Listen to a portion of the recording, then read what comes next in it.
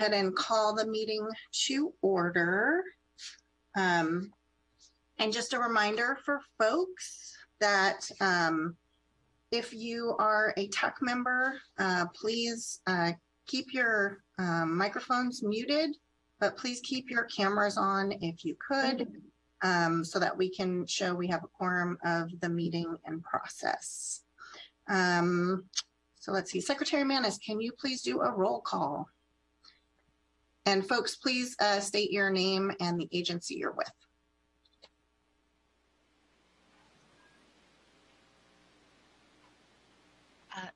Secretary Manis, there's a, oh, we're set now, I apologize. Thank you.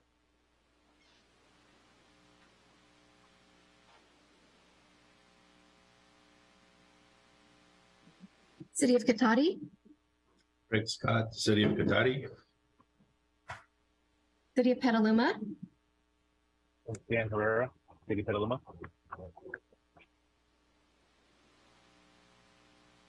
Thank you. City of Roanoke Park. City of Roanoke Park is on. Someone needs to promote Vanessa Garrett, please.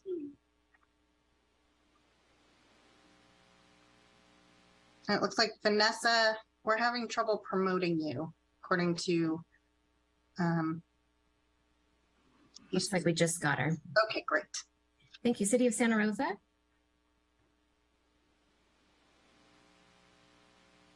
Of course, now I have problems with my computer. Jennifer Park, Santa Rosa Water.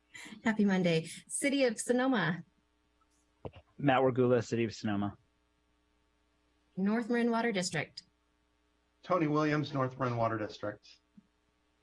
Town of Windsor. Christina Goulart, Town of Windsor.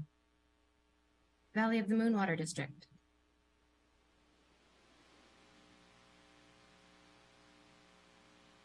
They are being promoted now. Marin Municipal Water District.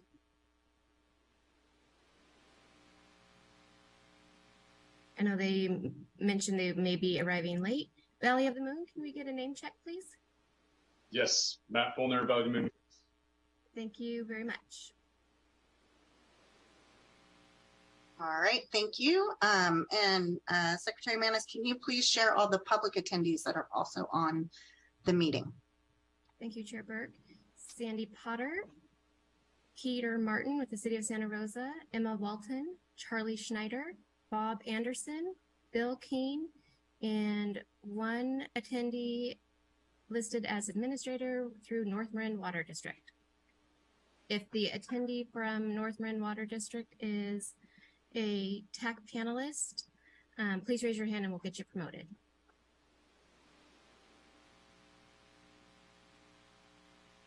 And that is all at this time.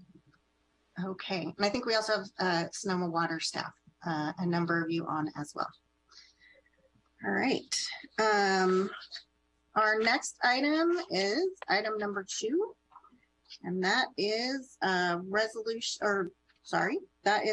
consideration of a resolution finding a proclaimed state of emergency, and that meeting in person would present imminent risks to the health or safety of attendees, and allowing us to meet by teleconference. You should see a memo and a resolution before you. I think we all know we've been dealing with COVID for quite some time, and although cases are seeming to be better recently, there are still recommendations for public meetings to social distance and participate virtually where possible. So that is before the TAC today. Are there any questions or comments from TAC members on this item? All right, seeing none, I'll open it up to public comments on item 2. If you wish to make a comment via Zoom, raise your hand. If you're dialing in via phone, please dial *9 to raise your hand. And Secretary Ledesma, do we have any public comments on this item? We do not have any public comments. All right, we'll entertain a motion if someone would like to make one. Move to approve, Craig Scott, Cotati. All right, a second. Tony Williams, North Marin Water District, second. Okay, so we have a motion by Katati and a second by North Marin. And Secretary Manis, can we please have a roll call vote? Thank you. City of Katati, Craig Scott, City of Cotati, yes. City of Petaluma, Dan Herrera, City of Petaluma, yes. City of Rohnert Park, Vanessa Garrett, City of Rohnert Park, yes. City of Santa Rosa, Jennifer Burke, Santa Rosa Water, yes. City of Sonoma, Matt Regula, City of Sonoma, yes. North Marin Water District, Tony Williams, North Marin Water District, yes. Town of Windsor, Christina Goulart, Town of Windsor, yes. Valley of the Moon. Valley of the Moon Water District, Matt Polner, yes. Thank you. That passes unanimously. All right, thank you, everyone. So that'll allow us to meet virtually today. And we will now move on to item number 3, which is public comment. If anyone is wishing to make public comments on non-agenda items, please feel free to either raise your hand via Zoom or dial *9 to raise your hand. And Secretary Ledesma, it looks like we do have a hand raised. All right, Bill Keene, you have permissions to talk. Great. Can you hear me? Yes, we can. Okay, wonderful. My name is Bill Keene. I'm the administrator for the Sonoma Valley Groundwater Sustainability Agency. And today I'm here to represent the 3 groundwater sustainability agencies, the Santa Rosa Plain, the Petaluma Valley, and the Sonoma Valley. I know Sandy Potter here is on as well. The GSAs were formed in 2017 to oversee groundwater management in those 3 basins and to develop groundwater sustainability plans. And today we now have 3 adopted groundwater sustainability plans, and fees were adopted this past summer for all 3 basins. We are interested in partnering with Sonoma Water and its water contractors and would like to see the Sonoma Marin Water Saving Partnership, which I think is on your agenda today, extend conservation messaging and water conservation into the more rural areas where people are more reliant on groundwater and where these 3 GSAs oversee groundwater. In addition, our locally approved GSPs lay out 20 years of programs and water projects critical to sustaining our 3 groundwater basins. And we're already aggressively seeking funding to implement the GSPs. And we do see benefits to the region of our ongoing work, including to your contractors. I also want to note that our 3 GSPs had to incorporate all the local growth projections for cities in the county when doing our work. And we look forward to working with our local land use planning jurisdictions to incorporate the GSPs into general plans, specific plans, and into your urban and water management plans going forward. In closing, we're available to attend your meetings, and we plan on doing so. And we would be more than happy to present to you in the future regarding our work. And most importantly, we look forward to the regional coordination and collaboration that we intend to do with you in the coming years. And thanks for the time today to be able to speak. All right, thank you, Bill. And we will take those comments under advisement and come back at a future meeting to address. Secretary Ledesma, do we have any other public comment for item number 3? We do not have any other public comments. All right, thank you very much. All right, we will now move on to item number 4, which is water supply conditions and temporary urgency change order. And Don Seymour with Sonoma Water will be making the presentation. Good morning, Jennifer and members of the TAC. So starting off with the update on the water supply condition. Lake Mendocino is currently at about 43,400 acre feet with a release of about 90 cubic feet per second. Last year at this time, the reservoir was in much worse condition. It was at about 17,700 acre feet, so quite a bit of improvement, almost 26,000 acre feet higher this year. Lake Sonoma is currently at about 114,400 acre feet with a release of 105 CFS. Last year at this time, it was at 113,300 acre feet, so slightly better than last year, but still still near lowest for this time of year ever since the reservoir filled. So, I believe everybody's aware that towards the end of July, FERC issued an order approving a temporary variance that PG&E had filed for the Potter Valley project in May. That, among other things, authorized PG&E to reduce transfers to the East Branch Russian River to between 5 cubic feet per second and 25 cubic feet per second. They're currently releasing 5 cubic feet per second plus whatever Potter Valley Irrigation District is requesting. Since that order was issued, PG&E has been hosting drought working group meetings with a number of stakeholders and resource agencies, Round Valley Indian Tribe, to both provide storage projections under different transfer scenarios, but also temperature results of temperature monitoring that's been going on. They've also been discussing with that group the possibility of increasing that transfer from 5 CFS up to 25. Since those meetings have been going on, the resource agencies have not felt comfortable with increasing that release. So as of now, it'll stay 5 CFS until things change. With regards to the temporary change petition, Sonoma Water has been managing the Russian River since we received our order approving our TUCP back in May. We've been managing the whole Russian River under critical water supply conditions. So for the upper Russian River, that means a minimum stream flow requirement of 25 CFS. And on the lower Russian River, a minimum stream flow requirement of 35 CFS. We've also been doing the monitoring and reporting requirements that order included. That order expires on December 13th. We do anticipate filing another temperature change petition.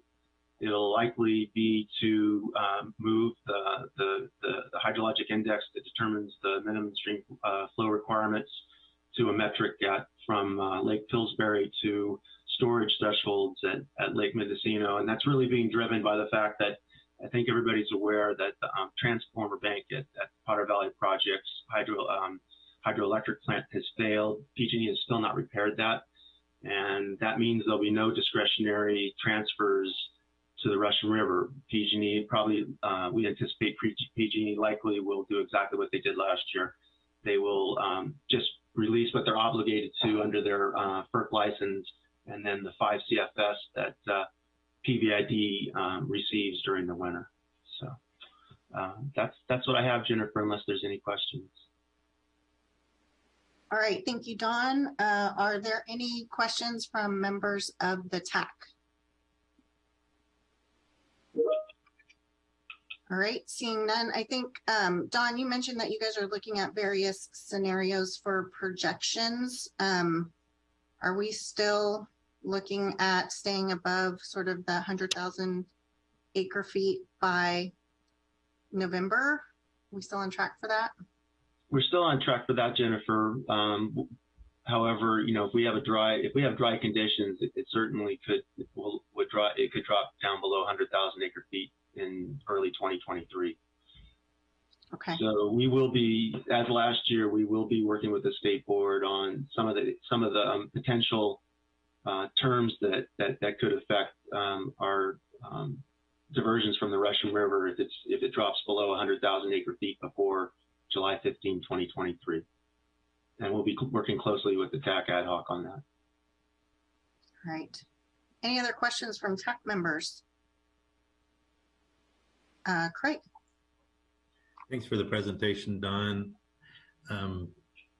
With the long-term forecasts, what kind of a year is being projected for the rainfall this winter? Thanks. That's a tricky one to answer, Craig.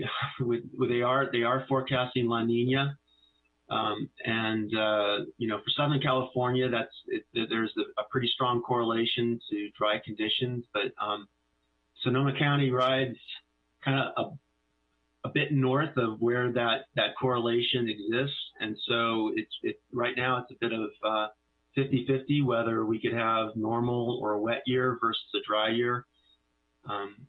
Unfortunately, the seasonal, sub-seasonal forecasts that are those 60 to 120 day forecasts don't have much skill. We're actually working closely. I mean, Brad will be reporting out on some funding that the state is putting forward, but we're also working with a consultant on some of the work they're doing on these forecasts. But as of right now, I don't have any guidance on where we're going to be this winter.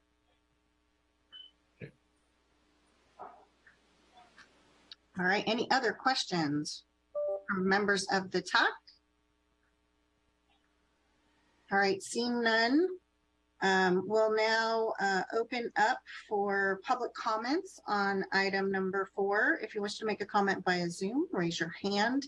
If you're on the phone, please dial *9 to raise your hand. And Secretary Ledesma, do we have any public comment on item number 4? We do not have any public comments on item number 4. All right, thank you very much, Dawn. Appreciate your presentation. We are now moving on to item number 5, which is the Sonoma Marin Saving Water Partnership. Our first item is the 2022 water production relative to 2013 benchmark and our cumulative Russian River diversions compared as required to 2020 by the temporary urgency change order. I think everyone can see our region continues to do a great job with reducing water use. We have the first table on the handout shows our July 2022 water usage in comparison to July of 2013. And then the second table shows our year-to-date water usage compared to the same time frame in 2013. You'll see overall we have a 27% reduction. And then the chart shows our gallons per capita per day and our 2021 in the orange line, our 2021-22 deliveries compared to 2013. So again, showing pretty significant savings. And then if you look on the last chart, it's also showing our GPCD over the years. Again, with population increases, water use has gone down quite significantly. So good job by everyone for working together through the partnership and also implementing programs in our various service areas.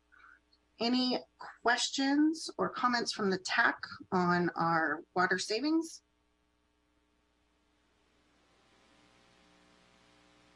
All right, and if you go to the next chart in there, you'll see our cumulative savings for this year, July, compared through about last week, I think, compared to 2020. Do you have that chart, Easter? Was the next one? Apologies, one moment. And you can see our requirement is for 20% reduction in diversions from the temporary urgency change order, and we are a little over 30%. This is 2022 July compared to 2020. Any questions or comments on either of these documents from the TAC? All right, seeing none, we'll now open up for public comment on item 5A. If you wish to make a comment via Zoom, raise your hand. If you're on the phone, dial *9. And Secretary Ledesma, can you facilitate public comment on this item? We do have a public comment from Brenda Edelman. You are able to speak. Thank you. Can you hear me? I just have a brief question. I'm wondering if and when you track population increases to throw in as a comparison, seems like it might be to your benefit to do so if there's an increase, but it's a topic of a concern to the general public that while you're doing a pretty good job of saving water, so far, we're worried that at some time you're going to get to a breaking point where the number of people, the number of population increase will raise to the point where that cancels out your savings. So I'd just like to know if you have that information or you're planning on getting it. Thank you. I'm not entirely sure I understand your question, Brenda. We do take into account population. We get population statistics from the state, whether they go up or down. So we adjust every year. We get updated information. And the savings that we have are actual savings. So those savings are sustainable savings that exist. And as we all know, with new development, we require them to be extremely efficient. So that's also forecast into included into all of our forecasts for water supply and conservation savings. So I hope that answered your question, but I'm not entirely sure if that was your question. I don't know if anyone else had any other comments. Looks like Brenda. Yeah, I mean, it's pretty close, but it's something that periodically it would be good to get more information on that. Thank you. Okay, we will do. Christina, it looks like you have a comment. Hi, I hope this is helpful. I was just noticing that, Jennifer, when you were talking about that chart, you were talking about the population going up and the GPC going down. So I'm just wondering if what Brenda was saying was she would also like to see not just GPCD, but total water use. I'm just wondering if that's what she's saying. Okay, thanks, Christina. I think we can include water use, total water use in the future. So we'll look at that. We'll work with Sonoma Water to see if that makes sense. All right. Secretary Ledesma, are there any other public comments on this item? We do not have any more public comments on this item. All right, thank you very much. We'll now move on to item 5B, which is drought outreach messaging. And Paul Piazza and Andrea Rodriguez are making the presentation.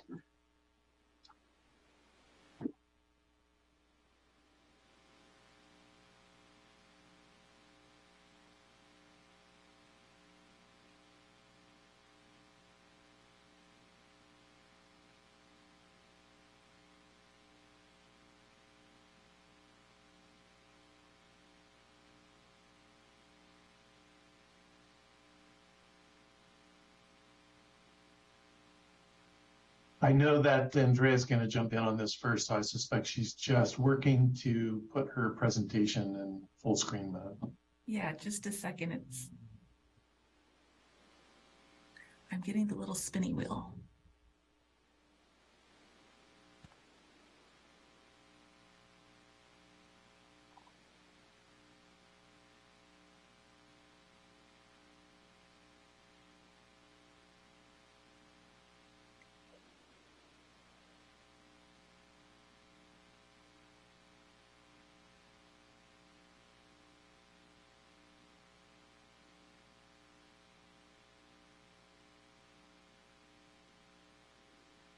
Would you like us to share? Yeah, for some reason, my two screens aren't talking to one another.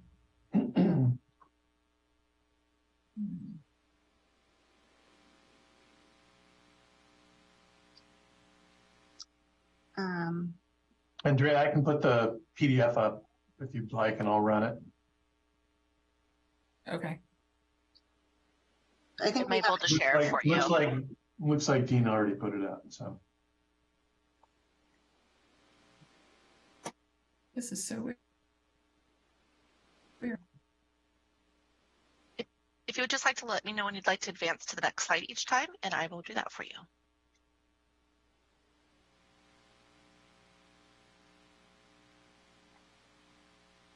Andrea, you still there? Yeah, sorry, I keep getting kicked out of Zoom once I try screen. Okay, here we go. So thank you for throwing that out. We are going to do the update. Next slide, please. We've been working on our regular summer campaign, which is updating everyone on their drip systems. We've been talking about tree care systems, our gray water, rain harvesting. We've been starting to message on that, as well as always our smart plants. Hopefully you've caught some of the messaging through our streaming ads. We're doing that through our Comcast partnership. Our print and digital ads, as you'll normally see on the Sonoma media platforms, videos through social media. We've also had some radio and spots as well. So those have been fun to promote. Next slide, please. So we're going to just provide a quick update on the Saving Water Partnerships summer pop-up events, which have been ongoing this summer at a variety of different locations throughout your service areas. We did have a coordinated regional event on Saturday, August 20th for Healdsburg, Petaluma, Santa Rosa, out in Sonoma Valley with a coordinated effort with Valley of the Moon and City of Sonoma, and then a couple of locations down in Marin County too. And the event was very successful. We've got a couple of slides that'll be just showing you pictures of the locations. So the bottom left and right here was hosted at Friedman's at the City of Petaluma location. And they were very busy that day. Great building too. I didn't get a good shot of the living wall, but you'll notice above the pop-up tent that there is a live wall on each end of that building. That's pretty phenomenal. So if you've never been to that site, I'd encourage it. It was a hot day that day. So for the city of Healdsburg, they were working with Garrett Ace Hardware, and we're fortunate enough to be able to set up shop right inside the store in front of a nice big fan to stay comfortable. And both these sites saw some great participation for the day. Next slide, please.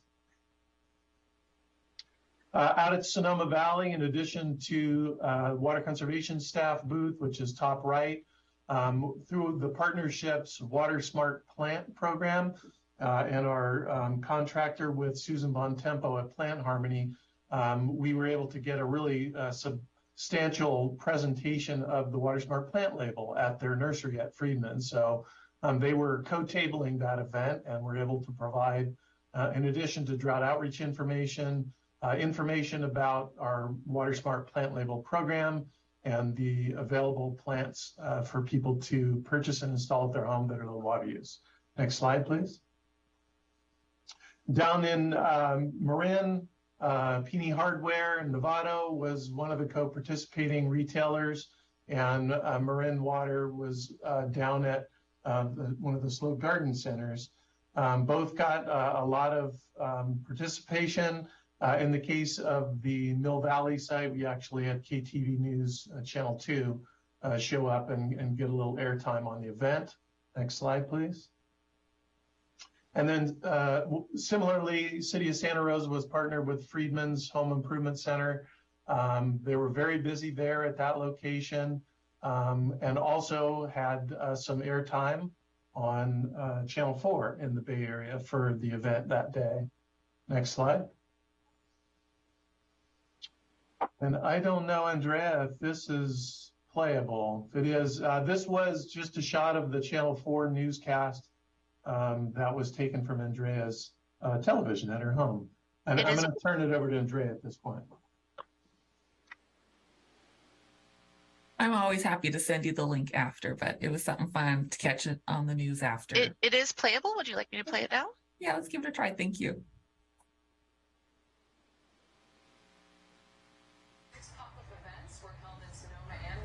To encourage residents to conserve water. The Sonoma Marine Water Partnership held the events yesterday and handed out water-saving tools and devices. This is video from one of the pop-ups over in Santa Rosa, held outside of the Friedman's Home Improvement Store. Residents picked up things like water buckets, low-flow shower heads, hose nozzles, and toilet leak detection tablets. Other pop-ups were held over in Healdsburg, Petaluma, Sonoma, Mill Valley, and Novato. Happening today, the annual 6th pop-up event. So just something fun. It's always nice when we get a little media coverage. So between Channel 2 and Channel 4, happy that those got some traction.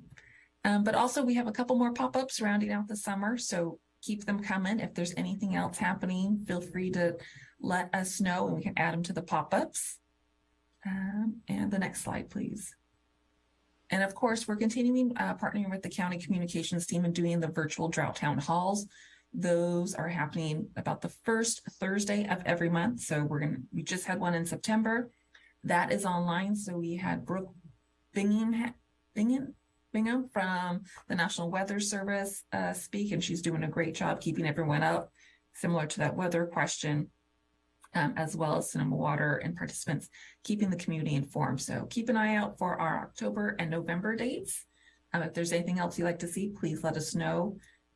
Always looking to get speakers and a couple different topics. The other one we included was daily acts. We talked about rain harvesting. So that was a nice topic to fold in as well. And I think that's it. If you have any questions or anything we can help with, please let us know. All right, thank you. Thank you for the presentation. Thank you for all the work on the regional event. I will just speak for Santa Rosa. We had actually, I think, over 600 kits that we gave out, which was great. Hit on a lot of new folks that we haven't talked to before, and it was nice to see some press. So thank you for all the work there. I think it was really helpful. Are there any questions or comments from TAC members on this item? All right, seeing none, we will now open it up for public comment on item 5B. If you want to make a comment via Zoom, please raise your hand. Don't think we have anyone on the phone, so I'll probably stop saying that comment. Secretary Ledesma, do we have any public comments for this item? We do not have any public comments for this item. All right, great. Thank you, Paul and Andrea. I will get it right one of these days. All right, we are now moving on to item number 6, Sonoma Aqueduct Emergency Repair, and David Royal with Sonoma Water will be presenting. Thank you, Jennifer. Thank you, TAC committee members as well, and thank you, Easter, for bringing that up. I appreciate it. So as many of you are aware, we are actively working on a leak repair at the west end of Verano Bridge in Sonoma. On August 17th, we received a call from Valley of the Moon that they suspected a water leak in our infrastructure. We arrived on the site that afternoon, worked into the evening, potholing the location, and determined later that evening that there was in fact a leaking valve that you see in this picture adjacent to the west end of the bridge. We called out TPW structural engineers to look at the bridge to make sure it wasn't in danger of failing as a result of the leak, and we were sure that that we're in good shape there. There's a retaining wall that retains all the backfill for the aqueduct and this valve west of the bridge, and so the bridge stands independently of that, and so there's no problem. If we can move on to the next slide, that would be great. Okay, just an overview. So you can see the blue-green line is our aqueduct and its proximity to Sonoma Creek. The bridge spans Sonoma Creek, and on the west end, as I indicated, is where the leak is occurring. And that aqueduct feeds Sonoma tanks to the bottom right-hand corner of the page. Fortunately, we were able to top all those tanks off last night, and so we're in good shape for repair that is actually happening as we speak. Crews were on site this morning at 5 a.m. to begin shutting down the AQ and dewatering the section of pipe upstream of the leak. The dewatering phase is still going on, should be wrapping up shortly, and then we have a contractor on site who will cut into the pipe, install a new valve approximately 80 feet west of the existing leaking valve, which will allow us to shut it down there, and then we can excavate at the leaking valve and remove it and replace it with a section of pipe. One of the challenges we faced is that retaining wall that I mentioned had a chunk of concrete that had spalled off and settled on top of the valve. Everything was, covered in backfill, but over time, we believe that chunk of concrete could have impacted the valve. We'll know more once we get in there later this morning. And so in order to, remove that from happening in the future, we're going to just put a section of solid pipe through there. Next slide, please. So if you're standing on Verano Avenue looking east, you can see the bridge in the background, and the plate is where the location of the leaking valve is. It's a 14-inch butterfly valve that was installed in 1963. So as we're all aware, with our ever-aging infrastructure, it was probably time for replacement anyway. So it gives us an opportunity to do that. Go ahead, next slide. So we did excavate that first evening to find out the location. You can see at the base of that, one of those posts holding up the guardrail, we have our grout encased valve, and you can see the crack in the concrete with the retaining wall just beyond that. That's the area in question. And so the leak that you saw on that very first slide was exposing the very bottom of that valve, and that's where the water was coming out. It's been very consistent at about 5 to 10 gallons per minute. It flows under this retaining wall and down the embankment under the bridge, and then subsequently there it disappears into the alluvial gravels adjacent to the creek. So we've had an opportunity to dewater, to dechlorinate the water as it's leaving the site prior to entering Sonoma Creek. Next slide, please. So again, here's the extent of the leak at the very bottom of that valve. Fortunately, it has not grown in size since our observations began. We're monitoring it daily, reporting out to the regulatory agencies as well as the stakeholders. Unfortunately, we haven't had any additional issues. Next slide. So interestingly enough, there's a gentleman who is living under the bridge who created a series of canals and pools, oddly enough, but what it has done is it's provided us a good location to dechlorinate the water prior to it leaving this waterway and working its way into the gravels you see beyond the abutment down below. The gentleman has been notified that once construction begins, he needs to vacate. There's been some concern about that, but I think it's going to be a relatively short duration, and not sure what his long-term plans are, but once we're done, he'll be free to move back in, I guess. Next slide, please. So interestingly enough, Argonaut Constructors has been doing a repaving project in many of the roads that run east to west from Arnold into the town of Sonoma. Verano is one of them, and we were able to stop them from their concrete grinding and paving operation ahead of us getting in there to do this repair. We were a little bit concerned that the additional vibrations associated with this could exacerbate the problem on the valve, but that is not the problem, and we will be able to continue the paving project once we're done. Next slide. So as I mentioned, we have crews out there today, and the contractor is in place getting ready to cut into the pipe. They will put in a new 16-inch valve upstream of the bridge. There are 3 meters for Valley of the Moon that are impacted by this. We've been in contact with them, and as well as the city of Sonoma. So there should be no issues associated with the shutdown other than those 3 meters. I think Valley of the Moon is prepared to deal with that. And hopefully, if all goes well, by the end of today, we'll be out of there and we can restore pressure in the line, as well as rechlorinate, take samples, and send those to the lab to make sure we have residual chlorine. So in addition to putting in the 16-inch valve, we're going to put in a T-assembly with another valve for potential bypass should that be needed in the future. And again, we're removing the failed valve and replacing it with a solid section of pipe. I think that wraps it up for me. If anybody has any questions, I'm happy to answer them. Thank you, David. Are there any questions or comments from members of the TAC? So quiet today. Valley of the Moon or Sonoma? Hoping it's going well for you all. They must be doing a good job, communicating, because we don't have any questions. Excellent. I will thank Dwayne for that. Thanks, Matt. Well, thank you for providing us an update on this project. Glad to know that you guys are mobilizing quickly to get this repaired. And if no questions or comments from the TAC, then we'll go ahead and open it up to the public. We are now taking public comment on item 6. If you'd like to make a comment on Zoom, please raise your hand.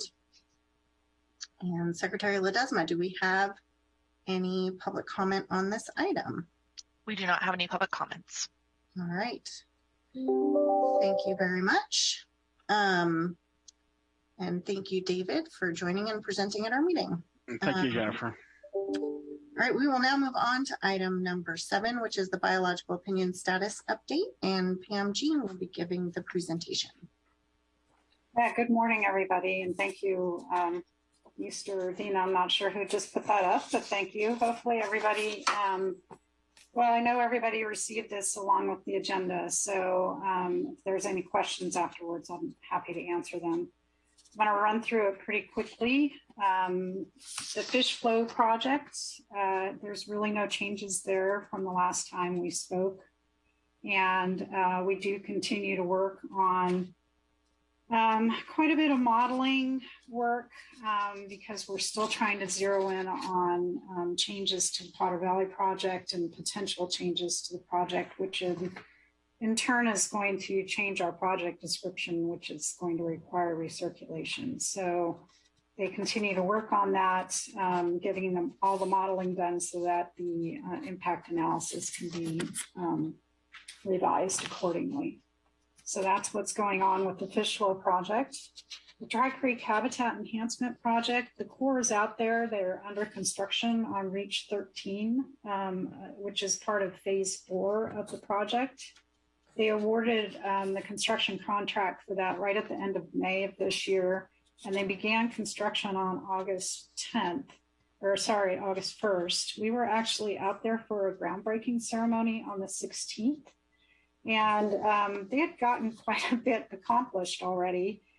We were out there again just about 2 weeks after that, and they had a whole nother stretch already completed. So McCullough, who's the contractor out there, is really working quickly. They've sort of got the whole dewatering of the site and work that they need to do to continue to move upstream really down. They're really doing a very quick job of it. So as was shown a few minutes, just a second ago, there was that groundbreaking ceremony. There are a couple of photos in the packet for you to look at. That was just the golden shovel portion of the ceremony. And then down below, the second photo on that page is actually one of the pieces of the project that was already completed by the time we even got out there 2 weeks into construction. As far as habitat monitoring and maintenance, which is the next section in the report, we continue to conduct physical and biological surveys on previously constructed sites in order to make sure that we get credit for that work, and also to check in case there's any maintenance needs for the sites that have been completed. So there's a good description in here of what those things that the surveys are that they do. I'm not going to go through those. But part of this too is they also continue to do things like install willow cuttings in certain places in order to have enough shade. So I just did want to mention that. So as far as phase 4 through 6 go, phase 4, as I just said, is under construction right now, at least the first portion of it. The next portion of it will be under construction next summer. And phase 5, we have a design report done. There has been a review by the Corps of Engineers for district quality controls, what they call it. The comments will be addressed fairly soon, and that project will go to construction in 2023. I think they're going to bid it this fall, at least that's the current plan. The property owners for that project are in the midst of going through their compensation offers for access. Well, it's actually for easements in order to construct and maintain the projects over the next 25 or more years.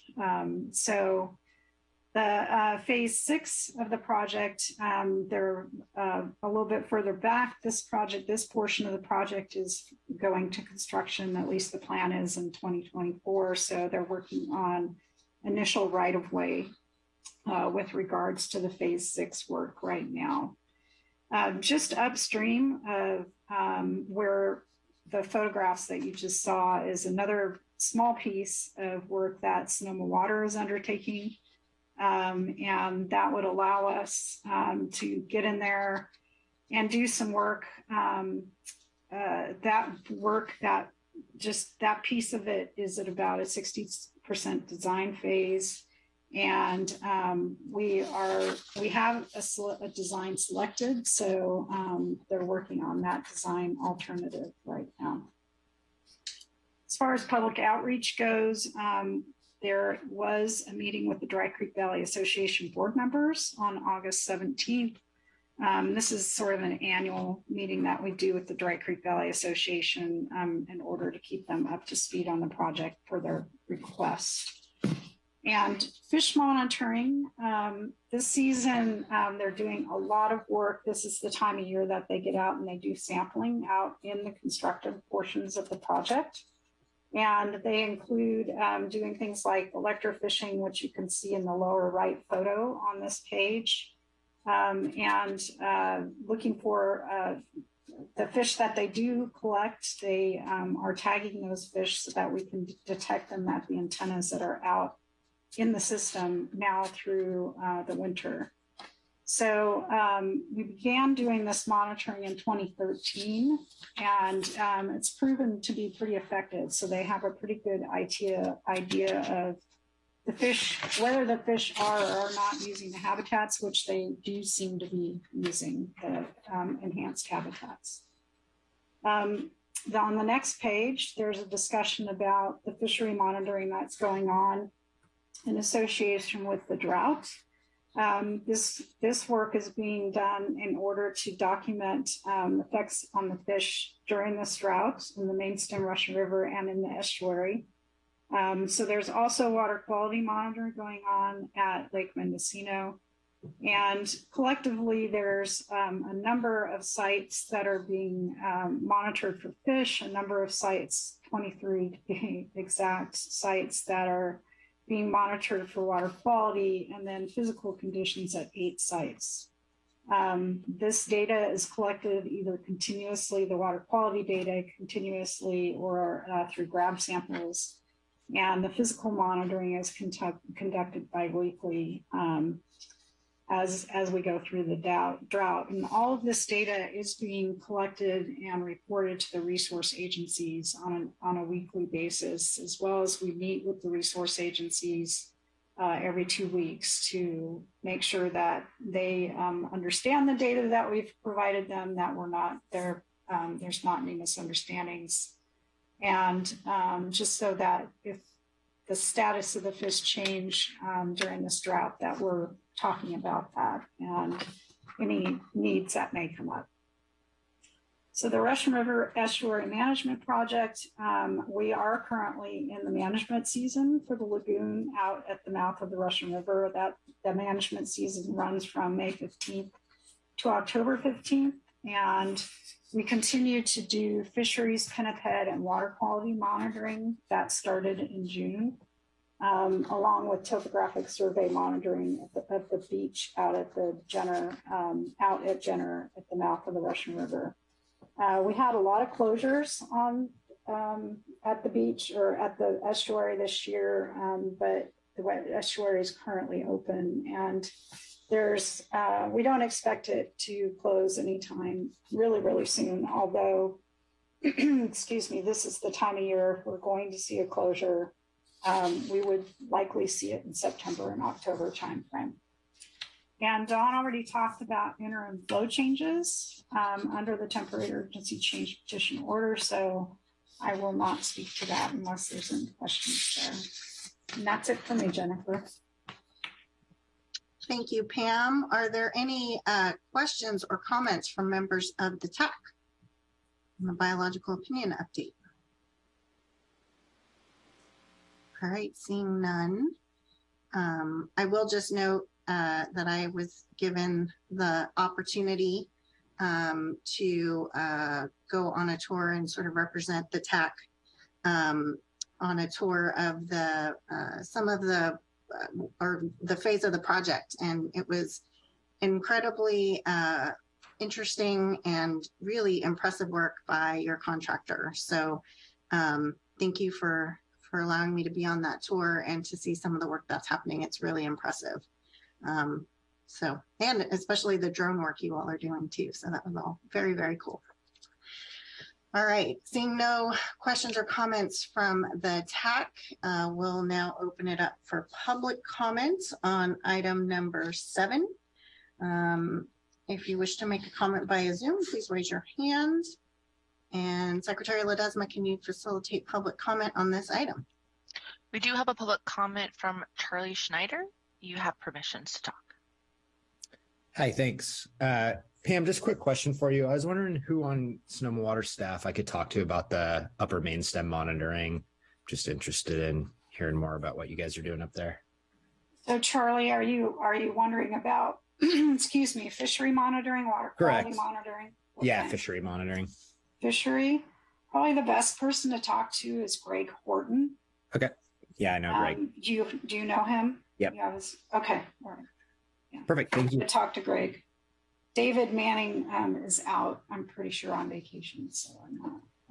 I may be wrong about that. He was out last week. I thought he was out this week too, but I may be wrong about that. Cool. So Okay. I would talk to Greg. I'll drop Greg a line. Thanks. Okay. You're welcome. And we do not have any other public comments. All right, thank you very much. That completes item number 7. Item number 8 is Potter Valley project update, and Pam, I think you're up again. Yeah. So I think Dawn gave a really good update already on the variance request and how it's being implemented right now, as well as what we expect this winter in terms of transfers of water through the project due to the transformer bank being down. So I'll just mention, and I'm sure I've already covered this with you all, but we did, PG&E did receive concurrence, I guess, or approval from the Federal Energy Regulatory Commission on their filing for a plan and a schedule to move through the surrender process. So they are in the midst of implementing that. They are on a 30-month track that started beginning August timeframe. And so they will be preparing a final surrender application during that time and a plan for decommissioning. So those are the sort of 2 pieces of what they're going to be working on. We have not heard anything about when they're going to start their public outreach work, but we would expect them to have a lot of public involvement during this process. That's what's laid out in their plan and schedule. And so we're just sort of waiting to hear about that. They have about 6 months, I believe it is, in their schedule to get a consultant on board to work on that. I assume that as well, facilitation type work, as well as the engineering work that needs to be done as part of the process. So, so that's where we're at right now, just sort of waiting to hear from them about getting involved. So. All right, thank you, Pam. Are there any questions or comments from the TAC?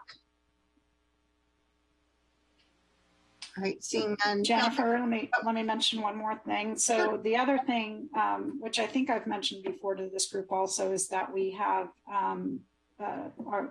some funding from the state, a grant from the state, and we are probably within a couple of weeks of execution of 2 consultant contracts for that. The first contract is for the Russian River Water Users Group or Users Forum. The second contract is for doing an assessment of the Potter Valley project facilities, specifically the facilities that move water between the Eel and Russian rivers. So those contracts should be executed very soon, and that work should start soon. And I'm happy to share, once we've got those scopes of works done and those contracts executed, I'm happy to share them with you, and you can share them with everybody.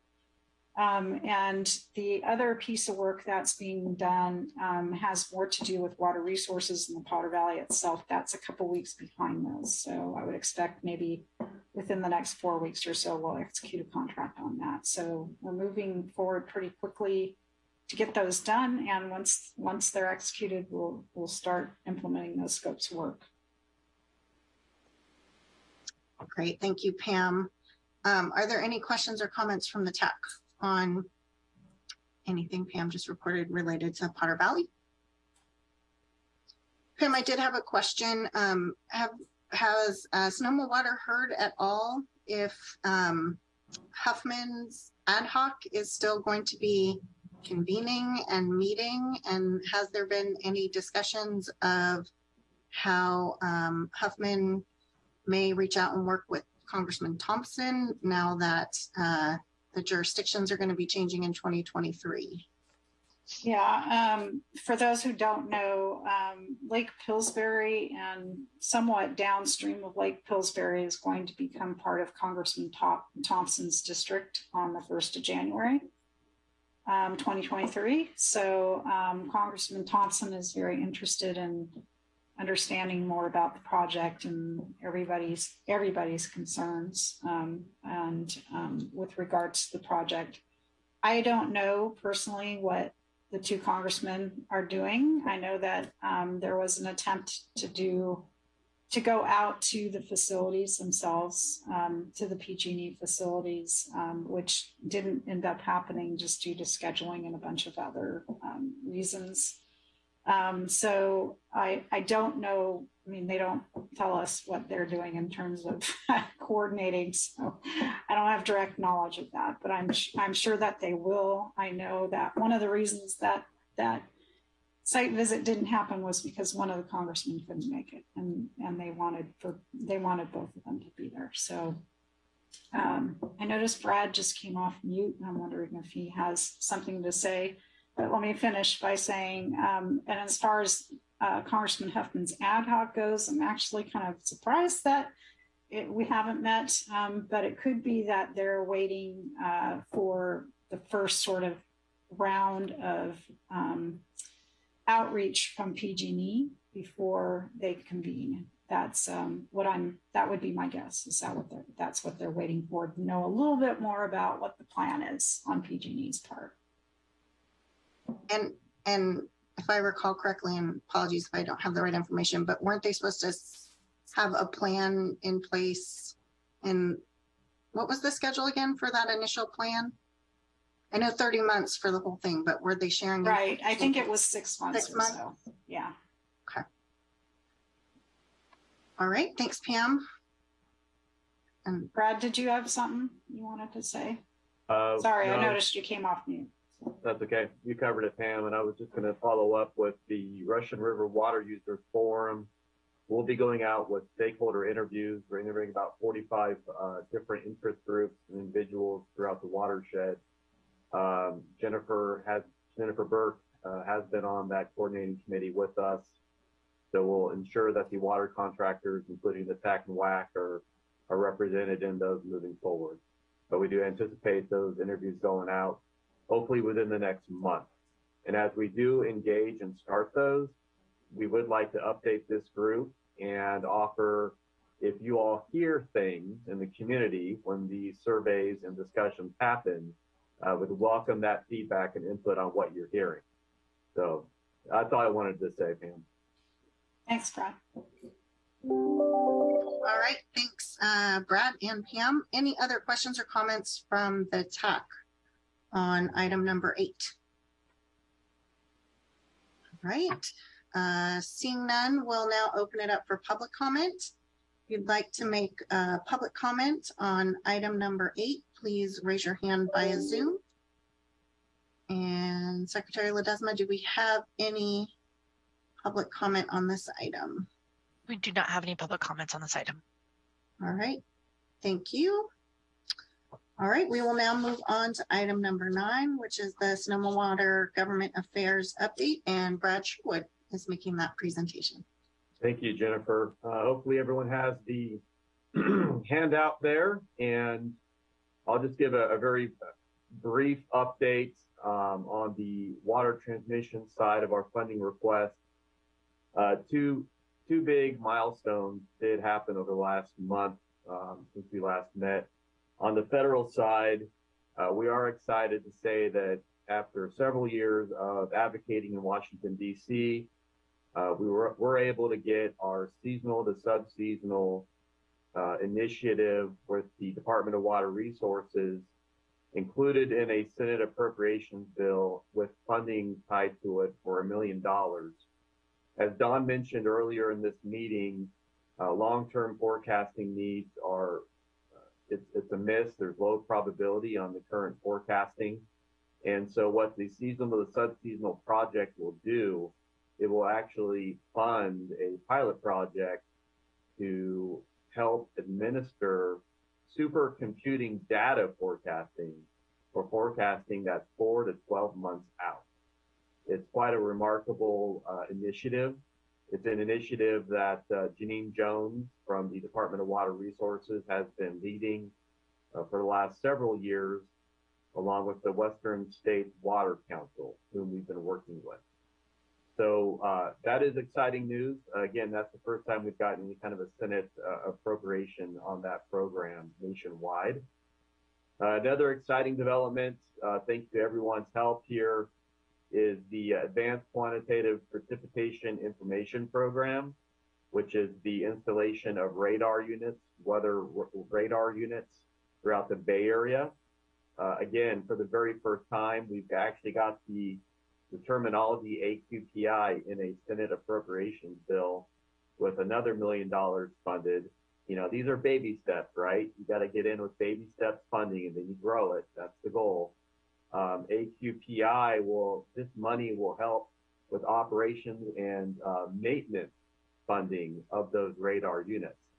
Now, if you remember, AQPI is originally funded by DWR in the state through the Bay Area Integrated Regional Water Management Plan. And our whole collective of local governments and water agencies, flood control agencies in the Bay Area have been trying to get federal dollars to leverage those state dollars. So quite frankly, we all here don't have to pay for those radars to operate and maintain those in the future. So this was a pretty big win on the federal side to get the AQPI in a Senate appropriate bill with funding tied to it. We are looking at a CR bill, continuing resolution on the federal side, which actually is good news because we have ongoing programs that should sustain funding, such as Pacific Coastal Salmon Restoration Fund, forecast informed reservoir operations, continued funding on the federal side. So the continued work at Lake Mendocino and throughout the state to support FERO. On that note, what's not in my report, but there's a lot happening at the state level now too, and I will send you this later on, is the governor signed quite a few bills over the last few weeks. One of those being a bill that is securing funding for state investment in FERO. As we like to say, the F in FERO is not only forecasting, but funding. We need both to have FERO. So we're excited to say that the state, through the governor's signature on a bill last week, did secure a continuous $10 million to support forecasting research, predominantly through Dr. Marty Routh's shop at the Center for Weather and Water Extremes. It also provides roughly $1 million for the AQPI program as well. So it's kind of a double whammy, a win-win from the state and federal supporting levels on AQPI. So that's great news that I'll send more information out on that later this week. We also are working, and Jennifer helped out with some information to DWR. DWR is getting additional drought funding, and they're looking at doubling their investments in turf removal programs. So DWR specifically reached out to our region to see what was going well and not with turf removal rebate programs. So thanks to Jennifer and Santa Rosa Water for providing some great information that will hopefully help dole out some more money for those rebate programs that you all are putting out there. That's it for the government affairs funding side of the report, Jennifer, but I did want to quickly just say that, you know, as a part of our government affairs program, we continue to welcome your staff and your board members out on facility tours. And I'm happy to say that the Valley of the Moon Water District, we finally got a date on our schedule. So their board is coming out in October. So please do reach out to myself or anyone on our team. We'd be happy to help calendar and get your team out to see our water facilities. And then also wanted to just briefly mention thank you to everyone who participated in our strategic plan meetings the last month or two. We are on track to have a new 5-year strategic plan come the end of October. Once we do have that, would love to come back to the TAC and the WAC and present that. Would love to have our staff do that, not just myself, but maybe some of our action teams that are actually putting together our action items for our goals. And then last but not least, wanted to say that we have our, one of our key communications aspects working with you all is, you know, what have we been up to since we've last met and what key infrastructure projects are we working on? We started a quarterly video series to not just update you all, but the public on what key projects we're doing. Last month, Hannah Camp did a video for us on corrosion control, cathodic protection.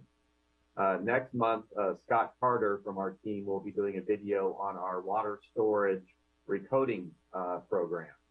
It's a long-term program, as you know, but at least we want to start to get folks familiar with it and also hope to get some legislators familiar with this so we can get maybe some more funding to speed up that program. So stay tuned for that fun video. Bring out the popcorn. That's going to be fun. We're going to get a drone near a water tank. Don't worry, Pam. We'll coordinate with the right folks.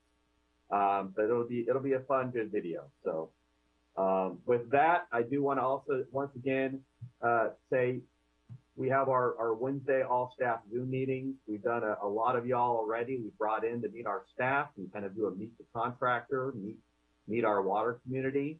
Mr. Craig Scott, I've got an invitation from you, sir, to come and do that potentially in the next month or two. So take a look at your email and see if we can get some date schedules because our staff find that extremely valuable. And thank you for your time on that. So with that, that concludes my report, and I'm happy to answer any questions either today or feel free to ping me anytime after this. Thank you, Brad. Appreciate the update. Are there any questions or comments from TAC members? All right, seeing none. Thank you for the updates. Very helpful and great job advocating for the funding. So thank you for that. Seeing no questions or comments from TAC members, we'll open it up for public comment. We're now taking public comment on item number 9. If you wish to make a comment, please raise your hand on Zoom. And Secretary Ledesma, do we have any comments on this item? We do not have any public comments on this item. All right, thank you very much. Item number 10 is items for next agenda. I think we will have a lot of our routine updates. Anything, I think we're trying to see if we can bring an update on the tank recoat project to the next meeting. Hopefully that will work out. And anything else folks would like to see for the next agenda, that'll be a TAC meeting in October. It's actually coming up quick. It's October 3rd. And then our next WAC TAC meeting will be in November. Any questions or comments from TAC on this item? All right. Seeing none, we will just open it up for public comment on item 10. If you wish to make a comment via Zoom, please raise your hand. And Secretary Ledesma, do we have any public comments on this item? We do not have any public comments on this item. All right. Well, that concludes our business for the TAC meeting today. So we are now adjourned. Thank you, everyone. Have a great day. Thank you, Jennifer. Jennifer.